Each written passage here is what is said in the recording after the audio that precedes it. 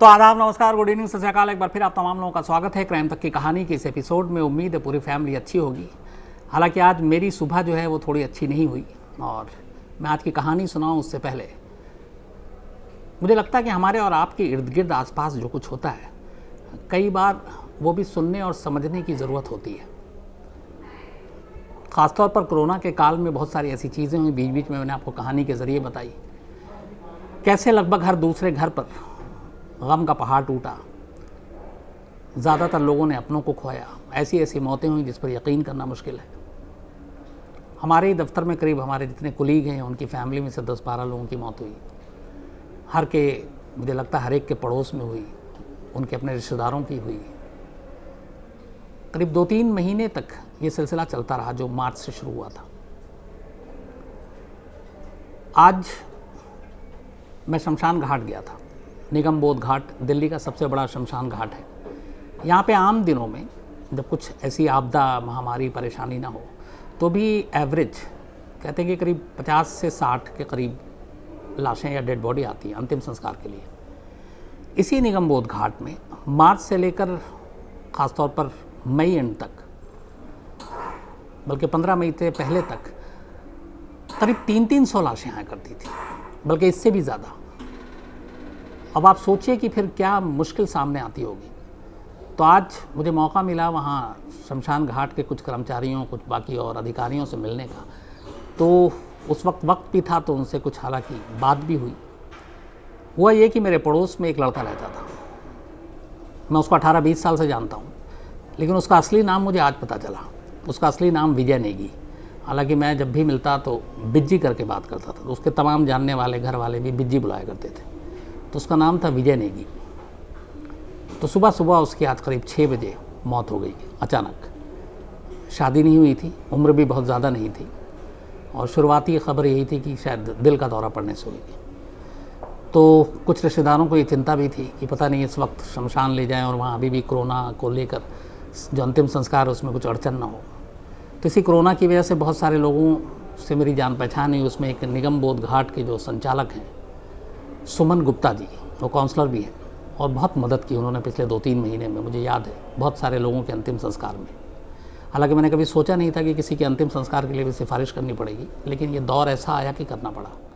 तो आज फिर उसी सिलसिले में उनसे फ़ोन किया। उन्होंने हमेशा की तरह कहा कोई मुश्किल नहीं, आप आ जाइए। इसके बाद मैं वहाँ गया, आज दोपहर तक वहीं था। तो कई चीज़ें पता चली। पहली बार मैं निगम बोध घाट ना मालूम कितनी बार गया हूँ, जब किसी अपने जानने वाले की मौत हुई है। तो वहाँ पता चला कि पहले एक पर्ची कटानी पड़ती है। उनके एक रिश्तेदार मेरे साथ थे, तो मैं उनके साथ गया वहाँ पे। तो पर्ची कटाने के लिए जो पहली चीज़ थी ये कि जो मरने वाला उसका आधार कार्ड चाहिए। खैर उन्होंने आधार कार्ड लिया हुआ था। उसके बाद ये था कि जो पर्ची कटा रहा है या क्लोज़ एक रिलेटिव, उसका भी आधार कार्ड चाहिए, क्योंकि मृत्यु प्रमाण पत्र बनाने के लिए सब ज़रूरी होता है। तब उनकी जिसकी मौत हुई थी बिज्जी की, उसकी सिर्फ माँ थी परिवार में। पिता की पहले ही डेथ हो गई, 3 बहनें हैं, तो उनका आधार था नहीं। खैर किसी तरह से आधार कार्ड का इंतज़ाम किया गया। उसके बाद वो पर्ची बनी। 2800 रुपये की पर्ची थी। तो मुझे आज ये पता चला कि दिल्ली में एक आदमी अगर जिसकी मौत होती है उसके मौत के ऊपर भी 2800 रुपये, 2800 रुपीज़ खर्चा आता है। मतलब जीना मुश्किल है, मरना भी सस्ता और आसान नहीं है। खैर 2800 रुपये देने के बाद वो पर्ची मिली। पर्ची के साथ उन्होंने 2-3 पैकेट दिए, 2 वो जो अंतिम संस्कार की रस्मों में काम आता है। वो लेने के बाद अब उसी पर्ची से आपको लकड़ी ख़रीदनी होती है। मतलब अब आप पैसे नहीं देंगे, बल्कि आप जाएंगे और जो शमशान के कंपाउंड में ही पूरा एक लकड़ियों का पूरा हाट सा है, वहाँ ना मालूम बहुत सारी लकड़ियाँ रखी हुई। तो वहाँ आप जाइए, पर्ची दीजिए, फिर आपको लकड़ियाँ मिलती है। वो ठेले पर जहाँ पे भी आपकी अर्थी है वहाँ तक पहुँचा देता है। तो वहाँ एक जब पहुँचे तो बहुत सारी लकड़ियाँ हमेशा की तरह रखी हुई हैं, जल रही हैं। तो उस लकड़ी के जो इंचार्ज थे वो गुरमीत सिंह जी, एक सरदार जी, बैठे हुए थे और उन्हीं के हाथ में पर्चियाँ दी जाती हैं। उसके बाद उन्हीं के आदेश पे लकड़ियाँ मिलती हैं। तो जब मैं वहाँ पहुँचा इत्तेफाक से उन्होंने मुझे पहचान लिया और वो भी कहानी सुना करते हैं। फिर उनसे बातचीत हुई तो उन्होंने बताया कि कैसे पिछले 3 महीने में जो उन्होंने अपने ज़िंदगी का जो सबसे शायद बुरा दौर है वो देखा। 24-24 घंटे उनकी और उनकी टीम ने काम किया, लाशों का आने का सिलसिला रुकता ही नहीं था। तो मैंने पूछा कि लकड़ियाँ कम पड़ी थी, उन्होंने कहा नहीं, यहाँ पे चूँकि जगह काफ़ी है और हमें अंदाज़ा हो गया था आने वाले दिनों में क्या होगा, तो इसलिए पूरा इंतज़ाम कर रखा था। हालांकि आम दिनों में 60 लाशें और कहाँ 300 से ऊपर। बहुत सारे शमशान तो ऐसे थे जिन्होंने हाथ खड़े कर लिए थे कि हम कोरोना की लाशों का अंतिम संस्कार नहीं करेंगे, लेकिन निगम बोध घाट दिल्ली का सबसे बड़ा शमशान है और उसने आगे बढ़कर ये कहा कि नहीं हम करेंगे। और उसमें सुमन गुप्ता जी जो वहाँ के संचालक हैं, इन लोगों ने भी काफ़ी मदद की लोगों की। तो फिर इसी सिलसिले में पता चला, गुरमीत सिंह जी जैसे जब बात हुई, पहचान गए। तो कुछ चीज़ें ऐसी होती है लाइफ में जिसके बारे में आप सोचते हैं तो अजीब लगता है। अब उन्हें लगा, तो उन्होंने अचानक जब लकड़ियाँ ठेले पर रखी जाती तो उस लड़के से कहा कि थोड़ी अच्छी लकड़ियाँ डाल दो। अब लकड़ियों का कोई मतलब तो होता नहीं है अंतिम संस्कार में, क्योंकि मुर्दे को ये पता नहीं होता वो लकड़ियाँ कैसी हैं। मकसद सिर्फ ये होता है कि किसी तरह से अंतिम संस्कार पूरा हो जाए। लेकिन हालात इसलिए होते हैं कि कई बार आप जब कोई मिलता है आपका जान पहचान का, तो वो कोशिश करता है कि आपके लिए कुछ करे। अब अगर आप शमशान में हैं तो फिर क्या उम्मीद करेंगे। तो इन लकड़ियों के ज़रिए ही उन्होंने अपना प्यार क्राइम तक फैमिली के लिए जो दिखाया, मैं मतलब थोड़ी देर के लिए अजीब सा भी लगा, लेकिन क्या करें। खैर उन्होंने सारी अपनी तरफ से कोशिश की, अच्छी अच्छी लकड़ियाँ डलवाई ठेले पर। फिर पता चला कि वो एक नेचर लवर के नाम से अपना है, उनके बच्चों ने एक यूट्यूब पे चैनल खोल रखा है। और गुरमीत सिंह जी जब कहानी पता चली तो पता चला कि वो आ ही इसलिए हैं ताकि वो लोगों की मदद कर सकें और सेवा कर सकें। उन्होंने बहुत सारे पहले रिहैब सेंटर चलाए जो ड्रग्स या फिर शराब पीने के आदी थे उनको सुधारने के लिए। फिर उसके बाद वो सारी चीज़ें चलती रही, दिल्ली के अलावा नैनीताल और कहाँ कहाँ। फिर निगम बोध घाट पहुँचे, शायद उनके ये दोस्त का है जो पूरा वो ठेका और टेंडर है लकड़ियों का, चिताओं के लिए जो सजाई जाती है। तो वहाँ जुट गए, पर उनका मकसद ये था कि इसके ज़रिए लोगों की सेवा कर सकें। और 3 महीनों में उन्होंने वाकई जो कुछ किया है, ऊपर वाला उन्हें उनके परिवार को हमेशा अच्छा रखे। और कई बार कुछ अच्छे लोगों से मिलकर बहुत खुशी होती है।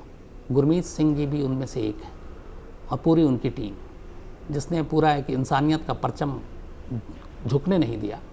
कोरोना काल में जब लोग रिश्तेदार अपने मुर्दों से दूर भाग रहे थे, ऐसे वक्त में भी उन्होंने बढ़ चढ़ कर 24-24 घंटे, हम लोग बाकी जगह की जॉब की बात करते हैं, private sector, government sector, shift पूरी हुई भाग जाते हैं, 9-9 घंटे की शिफ्ट है, चलो उसके बाद काम ख़त्म। पर ये वो लोग हैं जो शिफ्ट पे नहीं देखते, 24-24 घंटे भूखे प्यासे जैसे भी माहौल में काम करते हैं। और ख़ास तौर पर ऐसी मुसीबत, ऐसी आपदा जब आती है, तो ये रूप भी देखा और बड़ी खुशी हुई। इसके बाद जब ये सारी चीज़ें हुई, वहाँ पे अंतिम संस्कार हो गया, तो उसके बाद कुछ देर रुकना पड़ता है। तो मैं बैठा हुआ था वहीं एक बेंच पर, इत्तेफाक से जिन पंडित जी ने आखिरी रस्में पूरी की थी और उनके साथ 3-4 लड़के थे जो लकड़ियाँ और चिताएँ सजाते हैं, सारे हेल्पर। तो मैंने देखा वो सब बैठे हुए हैं और वो जो पंडित जी हैं उन्होंने एक मोबाइल निकाला, मोबाइल पे अपने कैलकुलेटर पे वो हिसाब किताब कर रहे हैं और उनकी आवाज़ मेरे कानों तक आई। तो वो जोड़ रहे थे शायद आज का टोटल कितना हुआ, क्योंकि चिताओं जब चिता पे लिटाया जाता है उसके बाद आखिरी जो कहते हैं कि आप आइए आखिरी दीदार कीजिए, अंतिम बार आप, तो बहुत सारे लोग पैसे रखते हैं वहाँ पे। तो वो पैसे भी वो पंडित जी और उनके जो हेल्पर हैं उनके हिस्से में जाते हैं। तो शायद उसका हिसाब किताब चल रहा था, तो कोने में से वो कैलकुलेटर पे आवाज़ आ रही थी, करीब 17 या 18 हज़ार रुपये हो गए। तो मैंने देखा सामने जिस जगह पे चिता हो रही थी करीब 3 या 4 चिताएँ जल रही थी। तो शायद ये उसका हिसाब किताब था, या ये कहें कि आज की कमाई थी। तो एक तरफ शमशान जो जाता है वो हमेशा सोगवार, अफसोस, किसी अपने की मौत, तो वो कुछ और ही सोचता है, किसी और ही दुनिया में होता है। और एक तरफ ज़िंदगी यूँ ही चलती रहती है, क्योंकि जो पंडित हैं, बाकी लोग हैं, ये उनका एक तरह से काम है रोज़ाना का। तो उनके लिए कोई मतलब या मायने नहीं रखता है कि यहाँ पे कौन कहाँ कैसे उदास। और शायद वो गलत भी नहीं है, क्योंकि हर दिन इन्हीं चीज़ों से वो गुजरते हैं। हर दिन उनके सामने अस्थियाँ होती हैं, अंतिम संस्कार होता है, वही रस्में होती हैं, वही लकड़ियाँ होती हैं, वही चिताएँ होती हैं। तो वो शायद अपने आप को बदल भी नहीं सकते। और अगर उनके हिसाब से देखें कि ये उनका पेशा भी है, तो फिर गलत भी नहीं है कि अगर वो शमशान में बैठकर पैसे गिन रहे हों। यही शायद ज़िंदगी का एक कहें तो पूरा खेल है, जिसमें कुछ भी हो ज़िंदगी चलती रहती है। एक ज़िंदगी ख़त्म हो जाए, आखिरी सफ़र पर है, उस शमशान में भी दूसरी ज़िंदगी चलती रहती है। यही सारा तमाशा है। तो मुझे लगा ये दिल में सारी बातें थी, तो मैंने कहा कि आपसे शेयर करूं इस कहानी से पहले। अब आते हैं आज की कहानी पर। ये कहानी भी थोड़ी सी क्राइम तो है, लेकिन कई बार दुनिया में ऐसे क्राइम होते हैं जिसमें आपको क्रिमिनल से नफरत की बजाय थोड़ी सी हमदर्दी हो जाती है। कम से कम मैं अपने बारे में कहता हूँ कि जो कहानी आपको सुनाने जा रहा हूँ उसमें जो 2 कल्प्रिट हैं, जो अक्यूज़ड हैं, जो मुलजिम हैं, क्योंकि अभी जुर्म साबित होना है, लेकिन कैमरे पर सब कुछ है तो हो सकता है कि वो मुलजिम ना हो, मुजरिम ही हो, क्योंकि सब कुछ साफ दिख रहा है। मैं कोशिश करूँगा कि इस कहानी के बीच में वो वीडियो भी आपको कहीं कहीं पे दिखाऊं। सीसीटीवी फुटेज है। कोरोना ने बहुत सारी चीज़ें दिखाई, बहुत सारी ज़िंदगियों को प्रभावित किया, बहुत सारे लोग बेरोज़गार हुए। ऐसी एक बेरोज़गार पति पत्नी की कहानी है ये पति पत्नी अहमदाबाद में रहते हैं। इनकी एक छोटी सी टेलरिंग की दुकान है, कपड़े सीकर गुजारा करते हैं। इनके बच्चे हैं। ज़िंदगी फिर इनकी ठीक ठाक चल रही थी कोरोना काल से पहले तक। जो रोज़मर्रा की आमदनी थी वही आमदनी हो रही थी। लोग आते थे, लोकल लोग कपड़े सिलाते थे, जाते थे। इनका घर गृहस्थी सब कुछ ठीक चल रहा था, बच्चे पढ़ रहे थे। बीवी को कुछ प्रॉब्लम थी, बीमार थी, उनका दवा चल रहा था, तो हर महीने दवा का भी एक फ़िक्स खर्च था। लेकिन जो आमदनी थी उसमें सब कुछ इनके हिसाब से ठीक चल रहा था। मार्च 2020 के बाद कोरोना ने सूरत बदल दी ज़िंदगी की। लॉकडाउन हुआ, हर एक के रोज़गार पे असर पड़ा। इन पति पत्नी की ज़िंदगी पर भी असर पड़ा। और मैं यहाँ पे आपको ये भी बताऊँ कि इन पति पत्नी दोनों के नाम हैं, पर मैं जानबूझकर लेना नहीं चाहता हूँ। क्यों नहीं लेना चाहता हूँ ये मैं आखिर में बताऊँगा। तो इनकी भी ज़िंदगी पे असर पड़ा जब मार्च 25, 2020 के बाद पूरे देश में लॉकडाउन हुआ। दुकान बंद हो गई, आमदनी का कोई ज़रिया नहीं था और बड़ी मुश्किल से कुछ दिन इधर उधर से लेकर लोगों से उधार इन्होंने सब कुछ चलाया। पेट भरना तो ठीक है, वो सब कुछ हो गया, लेकिन दवा ज़्यादा ज़रूरी थी क्योंकि बीवी बीमार थी और उन्हें दवा की ज़रूरत थी। बट हालात ऐसे बने कि पाई पाई को मोहताज हो गए। पैसे थे नहीं, दवा के लिए भी पैसे खर्च करने के लिए भी नहीं थे। तो ये सारा चलता रहा। फिर 2021 आ गया। बीच में 3 महीने के लिए हालात ठीक हुए, थोड़ी ज़िंदगी पटरी पे लौटी। लेकिन मार्च के बाद फिर कोरोना ने दूसरी बार दस्तक दी, हालात फिर बिगड़े, फिर लॉकडाउन शुरू हो गया। और अहमदाबाद के उस कृष्णा नगर इलाके में जहाँ पे ये लोग रहते थे शायद, वहाँ पे भी ऐसे ही दुकानें वकानें बंद हो गई। इसी दौरान में इन पति पत्नी ने कभी एक फ़िल्म देखी थी साउथ इंडिया की, हिंदी में आजकल डब सारे चैनल पे आते हैं। तो उसमें एक रॉबरी की पूरी एक सीन फिल्माई गई थी कि कैसे वो लूटपाट करते हैं। फिल्म देखने के बाद दोनों भूल गए, बात आई गई हो गई। लेकिन इधर अचानक हालात इनके अब इतने बिगड़े कि लगा कि बिना पैसे के ये ज़िंदा नहीं रह पाएंगे। पति खासतौर पर परेशान था क्योंकि उसे पत्नी के लिए दवा की ज़रूरत थी और दवा के लिए पैसे चाहिए थे। आमदनी का कोई और रास्ता नहीं था। इसके बाद इन दोनों मियाँ बीवी ने एक प्लान बनाया और इस प्लान को जो बनाया सामने रखा उसी साउथ इंडियन हिंदी मूवी को जो डब करके दिखाई गई थी, जिसमें एक पूरी रॉबरी की सीन थी। इन्होंने कहा एक दुकान को लूटते हैं, एक जौहरी की दुकान जिसका नाम था गहना ज्वेलर। उन्होंने इसको टारगेट किया, पता किया। उसके बाद इन्होंने कहा कि हम इस दुकान को लूटेंगे। अब चूँकि दोनों पति पत्नी आम लोग, प्रोफेशनल क्रिमिनल भी नहीं, पहले इससे पहले कोई क्राइम नहीं किया, तब सवाल यह कि दुकान लूटने के लिए हथियार की ज़रूरत होगी। हथियार कहाँ से लाएं? इनके पास इतने पैसे नहीं या फिर ऐसी कोई चीज़ नहीं कि लाइसेंसी हथियार हो। तो इन्होंने देखा था कुछ बच्चे टॉयगन से खेलते हैं, तो उन्होंने देखा एक टॉयगन बहुत ही हूबहू असली रिवॉल्वर की तरह लगता था। तो उन्होंने पता किया कि ये कहाँ मिलता है। उसके बाद उन्होंने उस टॉयगन को ख़रीदा, बच्चों के खिलौने को, जो बिल्कुल देखने में ओरिजिनल पिस्टल जैसा। बीवी ने एक घर में कामकाज के लिए हथौड़ा था, वो हैमर उठाया। इसके बाद आजकल कोरोना काल है, दोनों ने मास्क पहना, चेहरे पे स्कार्फ, हाथ में ग्लव्स सर्जिकल, आजकल बहुत सारे लोग पहनते हैं कोरोना की वजह से, कहीं से भी चेहरा दिखाई न दे उसके सारे इंतज़ाम किए। ये सब कुछ करने के बाद दोनों अहमदाबाद के कृष्णा नगर के इस गहना ज्वेलर में सुबह सुबह पहुंच जाते हैं। उस वक्त दुकान खुली थी और 3 लोग थे, दुकान के ओनर और साथ में जो उनके काम करने वाले लोग। जब ये घुसे उसके बाद ये सारा सीसीटीवी कैमरा है जो इस कहानी में भी आपको बीच में देखने को मिलेगा। तो ये 3 ही लोग थे और ये लोग अचानक दोनों घुसते हैं और जो सबसे पहले जो पति है वो टॉय गन को दिखाकर उनको अपने एक तरह से कब्जे में ले लेता है। पत्नी हाथ में हथौड़ा लिए भी है। उसके बाद वो एक बैग लेकर गए थे, कहते हैं कि सारे जेवर इस बैग में डालो। धीरे धीरे वो बैग में जेवर डालता है और इस दौरान में फिर पति एक शख्स को, उनमें से 3 में से, उसके दोनों हाथ पीछे बांधने की कोशिश करता है। बट चूँकि दोनों नौसिखिया थे, अनाड़ी थे, कभी इससे पहले क्राइम किया नहीं, उन्हें मालूम ही नहीं कि हाथ भी कैसे बांधते हैं पीछे करके। काफ़ी वक्त लग गया हाथ बांधने में। इस दौरान में उन दुकानदार जो था और उसके कर्मचारियों को इनके हाव भाव से लग गया कि ये लोग नौसिखिया है, ये पेशेवर अपराधी हैं नहीं, क्योंकि वो घबराए भी रहे थे और उससे हाथ भी नहीं बंध रहा था। तो जैसे ही उन्हें एहसास हुआ कि ये नौसिखिया, उनका हौसला बढ़ गया। उसके बाद जिस शख्स का हाथ बांधने की कोशिश कर रहे थे वो शख्स अचानक पलटता है और पति के ऊपर झपट्टा मारता है। इस दौरान में पति ने अपना पिस्टल जो है पत्नी के हाथ में दे दिया था, नकली जो था पिस्टल। जैसे ही वो झपट्टा मारता पति पर एक शख्स, बाकी के 2 लोग पत्नी के ऊपर झपट्टा मारते हैं और फिर दोनों घबरा जाते हैं। दोनों को वो किसी तरह दबोच लेते हैं, बाहर लेकर आते हैं। तब तक शोर शराबे में बाकी के जो पड़ोस के दुकानदार थे वो भी वहाँ आ जाते हैं और इस दौरान में दोनों को एक तरह से काबू कर लेते हैं। जैसे ही दोनों को काबू कर लेते हैं, दोनों ज़मीन पर बैठकर अब अचानक रोने लगते हैं।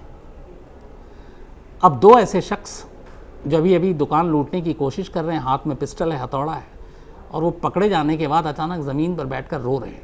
तो ये बात वहाँ पे जितने भी लोग खड़े थे, दुकानदार, जो बहुत गुस्से में भी थे, उन्हें बड़ी अजीब लगी।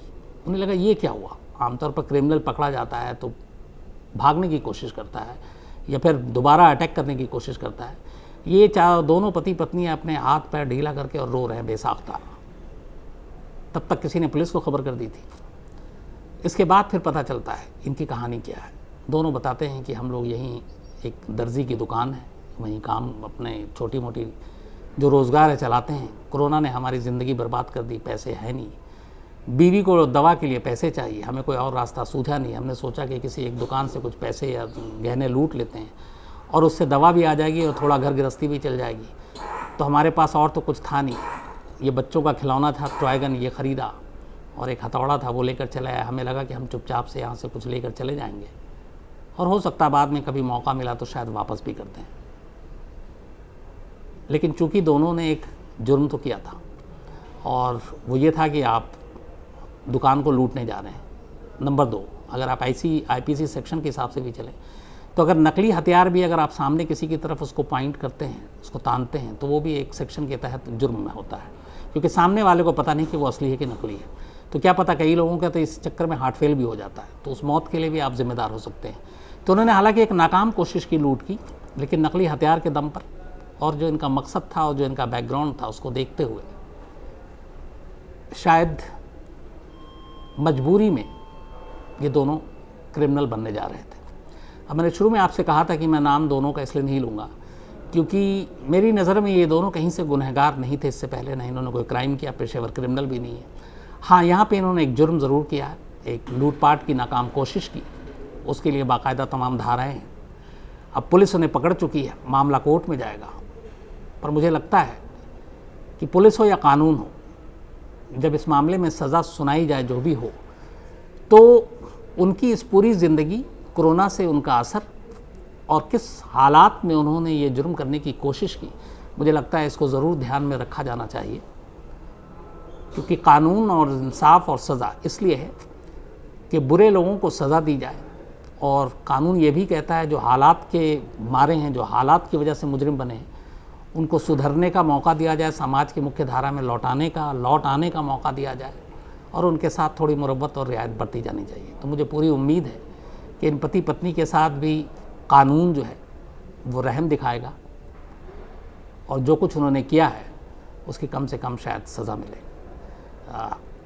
ऐसे लोगों के लिए मतलब बहुत ज़्यादा आप सख्त कड़े इस तरह के रवैये अपनाएं तो मुझे लगता है कई बार ठीक नहीं होता है। हालांकि जुर्म होता है, लेकिन ये देखना ज़रूरी होता है कि उस जुर्म करने वाला जुर्म किस हालात में करता है। तो मेरी यही उम्मीद है अदालत से भी, यही उम्मीद है पुलिस से भी कि, और ये उम्मीद है उस जो ज्वेलर शॉप है, गहना ज्वेलर शॉप, उनके मालिकान से भी, कि जब वो ये सारी चीज़ें या विटनेस या गवाही देंगे तो इस दूसरे पहलू को, इंसानियत के पहलू को, मजबूरी के पहलू को भी शायद सामने रखेंगे।